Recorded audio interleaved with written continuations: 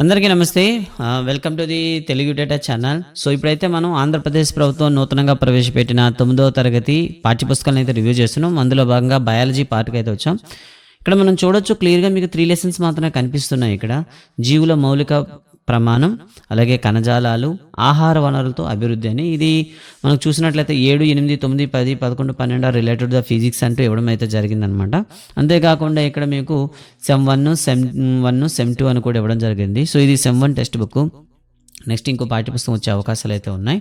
So ఇక లెసన్లోకి వెళ్దాం. First lesson మనం చూసుకున్నట్లయితే అధ్యాయం 5 జీవుల మౌలిక ప్రమాణం అనేది ఇవ్వడం జరిగింది. ఇది మనం గతంలో మనం చదువుకున్నదే, కాకపోతే కొన్ని పాయింట్స్ అయితే యాడ్ చేశాడు అనమాట. సో మనకి పాత 8వ తరగతి పాఠ్యపుస్తకం చూసుకున్నట్లయితే అసలు సూక్ష్మదర్శిని యొక్క చరిత్ర ఏమిటి, మొట్టమొదటిసారి సూక్ష్మదర్శిని ఎవరు కనుక్కున్నారు, ఎక్కడ ఉపయోగించారు అది ఉంటుంది కదా. సేమ్ అదే ఇక్కడ ఇవ్వడం జరిగింది. సో రాబర్ట్ హుక్ ఒక పలుచని బెండు ముక్కను పరిశీలిస్తుండేటప్పుడు, ఇది కూడా మనకి పాత టెక్స్ట్ బుక్లో అయితే ఏ చెట్టు బెండు అనేది కూడా ఉండేది. సో అది చిన్న చిన్న గదులతో కూడిన తేనె పట్టును పోలిన నిర్మాణంగా ఉన్నట్లు చూశాడు. బెండు అనేది చెట్టు యొక్క బెరడు నుండి వచ్చి ఒక పదార్థం అని చెప్పడం జరిగింది. అయితే రాబర్ట్ హుక్ మొట్టమొదటిసారిగా ఎప్పుడు ఉపయోగించడం జరిగిందంటే 1665 సంవత్సరంలో హుక్ తను స్వయంగా రూపొందించిన సూక్ష్మదర్శిని ద్వారా వీటిని పరిశీలించడం అయితే జరిగిందనమాట. కాబట్టి సూక్ష్మదర్శిని వినియోగం మొట్టమొదటి చేసింది ఎవరు? Robert hook. అలాగే మొట్టమొదటిసారిగా సూక్ష్మదర్శిని కనుగొన్నది ఎవరు? Robert hook. సూక్ష్మదర్శిని ఉపయోగించిన సంవత్సరం మొట్టమొదటిసారిగా 1665. ఇలా మనకి పలు రకాలుగా ప్రశ్నలు రావడానికి అవకాశం ఉంటుంది. ఇక రాబర్ట్ హుక్ ఈ గదులను కణాలు అని పేర్కొన్నాడు అనమాట. సో ఈ గదులను ఆయన ఏమని పిలుస్తారంటే కణాలు. ఇంగ్లీష్లో అయితే మనం ఏమని పిలుస్తాం? సెల్ అని పిలుస్తాం. ఈ సెల్ అనేది దేని నుండి వచ్చింది అంటే ఇది ఒక లాటిన్ భాషా పదం నుండి అయితే తీసుకోవడం జరిగింది. దీని అర్థం అయితే ఒక చిన్న గది అని అర్థం వస్తుంది. సో ఇక్కడ మరో క్వశ్చన్, జీవశాస్త్రంలో ఉపయోగించే సెల్ అనే పదం ఏ భాష నుండి తీసుకోవడం జరిగింది? సెల్ అనేది పదం యొక్క మూల పదం ఏ భాష నుండి తీసుకున్నారు? సో ఇలా పలు రకాలుగా అడగవచ్చు. సెల్ అంటే అర్థం ఏమిటి ఇలా కూడా అడగవచ్చు, ఒక చిన్న గది. ఇది ఒక సాధారణమైన ప్రాముఖ్యత లేని సంఘటన అనిపించవచ్చు, కానీ ఇది మనకు అంత అప్రస్తుతం కదా, దీంట్లో ప్రత్యేకత ఉందని ఏమనుకోనవచ్చు. కానీ జీవశాస్త్ర చరిత్రలో ఇది చాలా ముఖ్యమైన సంఘటన చెప్తా ఉంటా. జీవులు వేరువేరు ప్రమాణాలు సమూహము ద్వారా ఏర్పడ్డాయని ఎవరైనా గమనించడం ఇదే మొదటిసారి. అంటే జీవులు అనేవి ఎలాంటి కణాలతో ఉత్పత్తి అయ్యాయి, అలాగే అంటే జీవులు తయారయ్యేటప్పుడు వాటి యొక్క ప్రాథమిక కణాలు ఏమిటంటే, ఫర్ ఎగ్జాంపుల్ ఒక గోడను కట్టామనుకోండి, బేస్ అంటే ఏం చెప్తాం? ఇటుకలు అని చెప్తాం.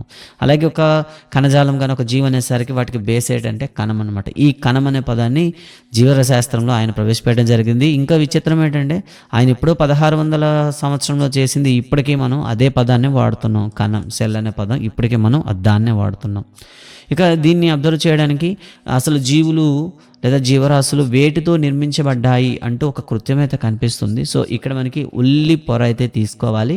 అయితే ఉల్లి పొరను తీసుకునేటప్పుడు మనం జాగ్రత్త పడతాం కదా, వాటిలో లోపల పొరని మనం జాగ్రత్తగా మనం శ్రావణం సహాయంతో తీస్తాము. తీసిన తర్వాత దాన్ని మనం ఏం చేస్తామంటే స్లైడ్లో పెట్టి మైక్రోస్కోప్ను ఉపయోగించి చూస్తాం అనమాట. అయితే చూసేటప్పుడు మనం ఇక్కడ ఏం వాడతాం చెప్పండి? ఒక రంజనం అయితే వాడతాం, గుర్తుపెట్టుకోవాలి. రంజనం అంటే ఏంటి?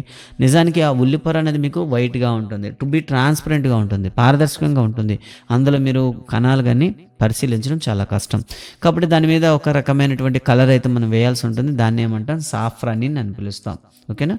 సాఫ్రానిన్ అనేది వేస్తాం అనమాట. గుర్తుపెట్టుకోండి, ఉల్లిపాయ పొర సూక్ష్మదర్శిలో పరిశీలించేటప్పుడు మనం వాడే రంజనం ఏమిటి అంటే సాఫ్రానిన్ అండి. గుర్తుపెట్టుకోండి, నీలం కలర్ని ఇస్తుంది అనమాట. ఓకే, సో దీన్ని ఏం చేస్తామంటే స్లైడ్లో మనం తయారు చేస్తాం. అయితే స్లైడ్లో తీసేటప్పుడు ఆ ఉల్లిపొర అనేది అంటే మడత పడిపోవడం కానీ లేదా రోల్ అయిపోవడం కానీ జరగకుండా ఒక బ్రష్తో అయితే యూస్ చేస్తాం. అదే ఇక్కడ ఇచ్చేయడం జరిగింది. క్యామల్ హెయిర్ పెయింటింగ్ బ్రష్ అన్నాడు అనమాట. అంటే దాని సహాయంతో మనం దాన్ని తయారు చేయాలి అండ్ సీల్ చేసిన తర్వాత దాన్ని మనం సూక్ష్మదర్శినిలో పెట్టి ఉపయోగించాలి. అయితే ఇక్కడ మీకు క్లియర్గా మీకు సంయుక్త సూక్ష్మదర్శిని అయితే ఇవ్వడం జరిగింది. దీన్ని మనం ఏమని పిలుస్తాము? సంయుక్త సూక్ష్మదర్శిని అని పిలుస్తాం. ఇందులో మనకి 2 కటకాలు అయితే ఉంటాయి. ఒకటి అక్షీ కటకము, 2 వస్తు కటకము. ఇక్కడ 2 లెన్సెస్ అయితే ఉంటాయన్నమాట. ఓకేనా? కాబట్టి అందుకే దీన్ని ఏమని పిలుస్తారు? సంయుక్త సూక్ష్మదర్శిని అంటారు. సో వస్తు కటకం అంటే మనం ఏదైతే మనం స్లైడ్ పెట్టుకున్నామో స్లైడ్ దగ్గర ఉండేటటువంటి లెన్స్ని వస్తు కటకం అంటాము.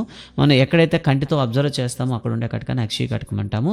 సో ఈ అక్షీ కటకం యొక్క హైట్ పెంచుకోవడానికి తగ్గించుకోవడానికి ఒక అడ్జస్ట్మెంట్ ఉంటుంది. దాన్నే స్థూల సంవరణి అని పిలుస్తారు. అంటే అక్షీ కటకం నాభ్యంతరంలో ప్రతిబింబాన్ని స్పష్టంగా చూడడానికి దేన్ని ఉపయోగిస్తామంటే స్థూల సంవరణ ఉపయోగిస్తాము.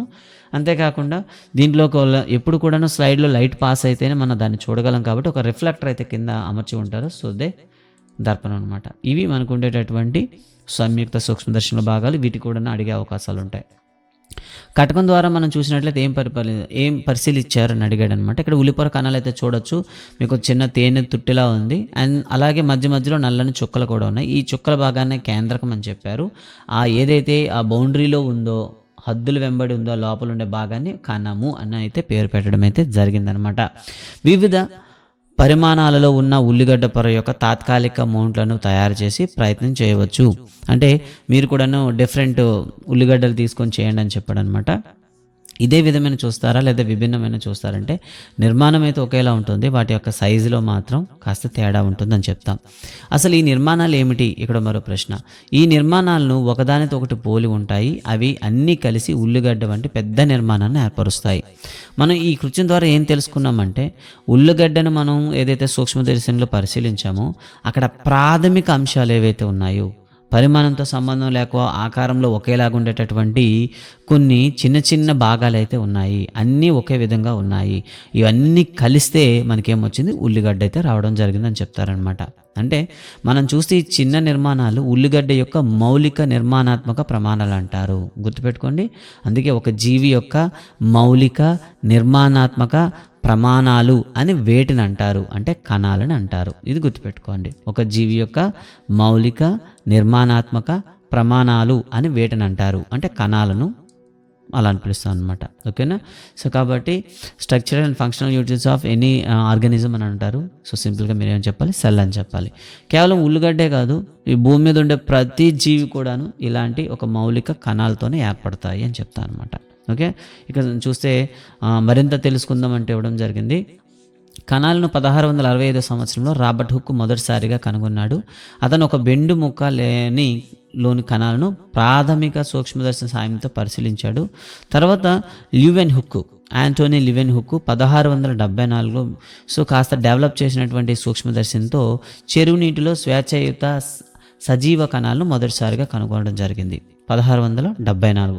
తర్వాత రాబర్ట్ బ్రౌన్. ఓకేనా? కాబట్టి సూక్ష్మజీవులను కనుగొంది. చూడండి, సెల్ అయితే రాబర్ట్ హుక్ అంటారు, సూక్ష్మజీవులు అయితే ల్యూమెన్ హుక్ అంటారు. అంతేకాకుండా ఇక్కడ వచ్చింది రాబర్ట్ బ్రౌన్. 1831లో రాబర్ట్ బ్రౌన్ ఏం చేశారంటే కణాలలో ఉండే కేంద్రకాన్ని కనుగొన్నాడు అనమాట. తర్వాత పర్కింజే 1839లో కణం యొక్క ద్రవ పదార్థం ఏదైతే ఉంటుందో దాన్ని సైటోప్లాజ్మా జీవ పదార్థం అనే పదాన్ని రూపొందించాడు. సో కణం కనుగొంది 1665. అలాగే సూక్ష్మజీవులను కనుగొంది 1674. కేంద్రకాన్ని న్యూక్లియస్ని కనుగొంది 1831. అండ్ సైటోప్లాజ్మా జీవ పదార్థాన్ని కనుగొంది 1839. ఇలా ఒక్కో కాలానికి ఒక్కో టైం అయితే మనమైతే ఇవ్వచ్చు అనమాట. అన్ని మొక్కలు మరియు జంతువులు కణాలతో నిర్మాణం అవుతాయని మరియు కణం జీవి యొక్క ప్రాథమిక ప్రమాణం అని తెలుసుకొని ఒక కణ సిద్ధాంతాన్ని కూడా ప్రతిపాదించడం జరిగింది ఇద్దరు శాస్త్రవేత్తలు. వాళ్ళే స్లీడెన్ అండ్ స్వాన్. కణ సిద్ధాంతాన్ని ప్రతిపాదించింది స్లీడెన్ స్వాన్ అనమాట. కణాలన్నీ పూర్వమున్న కణాల నుండే ఉద్భవిస్తాయి అని చెప్తూ కణ సిద్ధాంతాన్ని మనకి చెప్పింది విర్కో అనమాట. ఈయన 1855. కణాలన్నీ కూడాను ముందు కణాల తరాల నుండే ఏర్పడతాయి అని చెప్పింది విర్కో. సో 1940లో చూస్తే ఎలక్ట్రానిక్ సూక్ష్మదర్శి కనుగొనడం వలన కణం యొక్క సంక్లిష్ట నిర్మాణాలు మరియు దాని యొక్క వివిధ కణాంగాలను పరిశీలించడం అనేది మరింత అర్థం చేసుకోవడానికి సాధ్యమైంది. ఇక్కడ చాలా డేట్స్ అయితే మీకు కనిపించాయి. కణాలు అనేవి ముందు తరాల కణాల నుండి ఏర్పడ్డాయి అని చెప్పింది రాబర్ట్ విర్కో అని చెప్తాం 1855. కణ సిద్ధాంతాన్ని ప్రతిపాదించింది స్లీడెన్ అండ్ స్వాన్.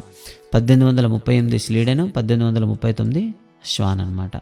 ఇలా మనకి చాలా ఎక్కువ పాయింట్లు వచ్చేటటువంటి టాపిక్ అయితే మనకి ఇక్కడ కనిపిస్తుంది. సో ప్రతిదాన్ని కూడా మీరు నోట్ చేసుకోవాల్సి ఉంటుంది.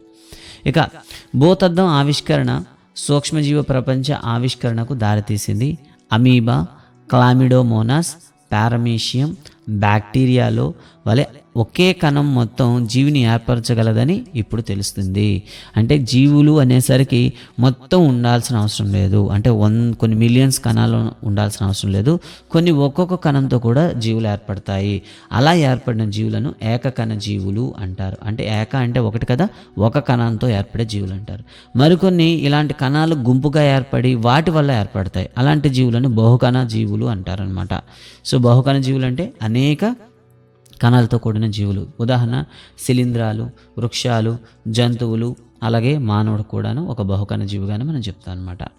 అయితే వివిధ పనుల కోసం వివిధ రకాల శరీర భాగాలను ఏర్పరుస్తాయి. అయితే ఈ కణాలు అనేవి కూడాను ఒకే రకమైనటువంటి జీవక్రియను చేయవు. ఎందుకంటే ఒక జీవి ఉందంటే సో రకరకాల జీవ వ్యవస్థలు ఉంటాయి. ఉదాహరణకి శ్వాస వ్యవస్థ ఉంటుంది, రక్త ప్రసరణ వ్యవస్థ ఉంటుంది, నాడీ వ్యవస్థ ఉంటుంది, విసర్జన వ్యవస్థ ఉంటుంది, జీర్ణ వ్యవస్థ ఉంటుంది. అలాగే ఇలా మనం చెప్పుకునేటప్పుడు మొత్తం అన్ని వ్యవస్థలు కూడాను ఉంటాయి. ఒక్కో వ్యవస్థను చేయడానికి ఒక్కో రకమైనటువంటి శరీర భాగాలు అనేవి, అంగాలు అనేవి ఏర్పడడం అయితే జరుగుతుందన్నమాట. మరికొన్ని ఏకకణ జీవులు పేర్లు తెలుసుకొని రాయండి అని ఇవ్వడం జరిగింది. ప్రతి బహుకణ జీవి ఏకకణం నుండి ఏర్పడుతుంది. ఇది మాత్రం మనం గమనించాల్సిందేనే. ఒక బహుకణ జీవి ఉందంటే ఒక ఏకకణ జీవితోనే కలిసి మనకి ఏర్పడుతుంది.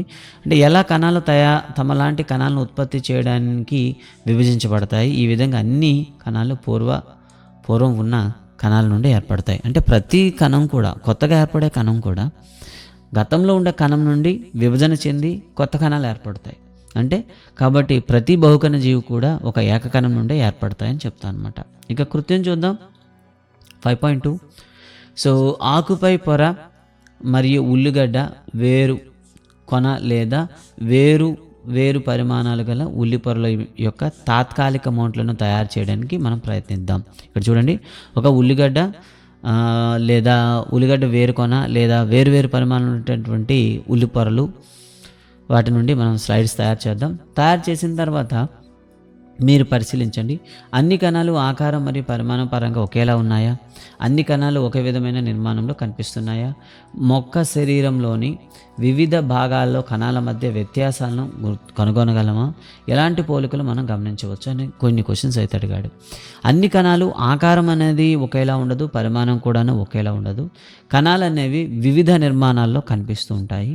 అంటే వివిధ భాగాల్లో కనిపించే కణాలు వివిధ రకాలుగా, అంటే వాటి యొక్క ఏదైతే దాని యొక్క కృత్యాలని చెప్పొచ్చు, దాని యొక్క బాధ్యతలు అనొచ్చు, లేదా దాని యొక్క ఇంపార్టెన్స్ ఉంటుందో దాన్ని బేస్ చేసుకుని ఆ కణాలు అనేవి ఏర్పడటం అయితే జరుగుతుంది. కొన్ని జీవుల్లో వివిధ రకాల కణాలు కూడా మనకి ఉండవచ్చు. ఈ క్రింది చిత్రాన్ని చూడండి. ఇది మానవ శరీరంలోని కొన్ని కణాలను సూచిస్తుంది. ఫర్ ఎగ్జాంపుల్ నునుపు కండర కణాలు, మజిల్ అనండి.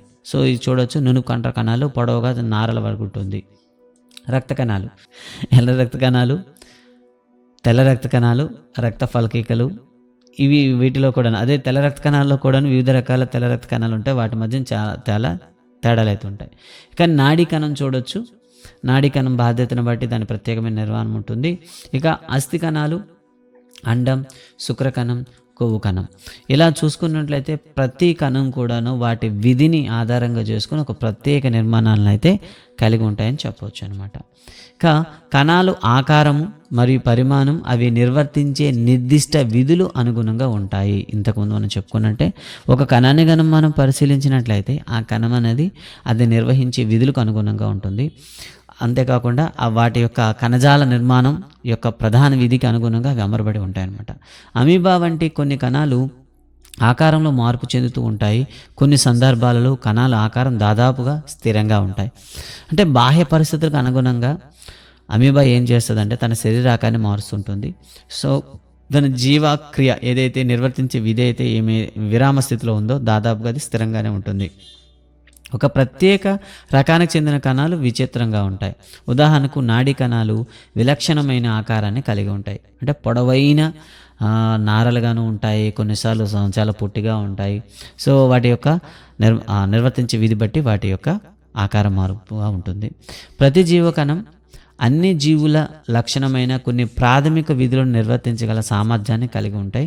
ఒక సజీవ కణం ఈ ప్రాథమిక విధులను ఎలా నిర్వర్తిస్తుంది? అసలు మానవుల వీటి యొక్క విధి ఏమిటి? మానవుల వంటి బహుకణ జీవుల్లో శ్రమ విభజన ఉంటుంది. అని మనకు తెలుసు. అంటే వాటి నిర్వర్తించే విధి బట్టి వాటి యొక్క కణజాలాలు అమరి ఉంటాయి. దీని అర్థం మానవ శరీరంలోని వివిధ భాగాలు విభిన్నమైన విధులు నిర్వర్తిస్తాయి. మానవ శరీరంలో రక్తాన్ని పంపు చేయడం గుండె, ఆహారాన్ని జీర్ణం చేయడం జీర్ణాశయం మొదలైనవి ఉన్నాయి. అదేవిధంగా శ్రమ విభజన ప్రతి కణంలో కూడా కనిపిస్తుంది. వాస్తవానికి అటువంటి ప్రతి కణంగాలు అని పిలువబడే నిర్దిష్ట భాగాలను దానిలో కలిగి ఉంటాయి. అంటే ఒక కణం అనేది ఒక ప్రత్యేకమైన విధి నిర్వహిస్తుంది అంటే దాంట్లో ఉండేటటువంటి అంతర్గత భాగాల్లోన ఏదో మార్పు అయితే మనకు కనిపిస్తుంది. వీటిని మనం కణాంగాలు అంటాం. కణంలో ప్రతి కణాంగము కణంలో కొత్త పదార్థాన్ని తయారు చేయడం లేదా కణం నుండి వ్యర్థ పదార్థాన్ని తొలగించడం వంటి ప్రత్యేకమైన విధులు నిర్వహిస్తాయి. అంటే ఈ కణాంగాలు అనేవి అంటే కొత్త పదార్థాలు కణంలో తయారు చేయడం లేదా కణంలో తయారైన వ్యర్థ పదార్థాలను బయటకు పంపించడం లేదా కణానికి అవసరమైనటువంటి జీవక్రియలు నిర్వహించడం వీటి యొక్క విధి. ఈ కణాంగాల కారణంగా ఒక కణం జీవించగలుగుతుంది, దాని యొక్క అన్ని విధులను నిర్వర్తించగలుగుతుంది. ఈ కణాంగాలు అన్నీ కలిసి కణం అని పిలువబడే ప్రాథమిక నిర్మాణాన్ని ఏర్పరుస్తాయి. అంటే ఒక కణంలో ఉండే అన్ని అంగాలు పనిచేస్తేనే ఆ కణం అనేది తన విధిని నిర్వహిస్తుందని చెప్పడం జరిగింది. అన్ని కణాలు ఒకే రకమైన కణాంగాలను కలిగి ఉండడం ఆసక్తికరంగా ఉంటుంది. అయితే ఏ జీవిలో ఉన్నా సరే అన్ని కణాలు కూడా ఒకే రకమైనటువంటి కణాంగాలను కలిగి ఉంటాయి. ఇక ప్రశ్న చూద్దామండి. కణాలను ఎవరు ఎలా కనుగొన్నారు? కణాలు జీవి యొక్క నిర్మాణాత్మక క్రియాత్మక ప్రమాణం అని ఎందుకు పిలుస్తారు? సో ఈ 2 ప్రశ్నలకైతే మీరు సమాధానం మనం చివరిలో ఇవ్వడం జరుగుతుంది, నోట్స్ అయితే ఇవ్వడం జరుగుతుంది. సో గైస్ ఇదైతే 5.1కి సంబంధించిన వీడియో. ఈ వీడియో పైన మీ అభిప్రాయాలు చెప్పండి. నెక్స్ట్ వన్ వచ్చేటప్పుడు కణం దేంతో తయారు చేయబడుతుంది, కణం యొక్క నిర్మాణాత్మక వ్యవస్థ అంటే ఏం దాని గురించి చర్చించుకుందాం. Thank you very much. జై హింద్.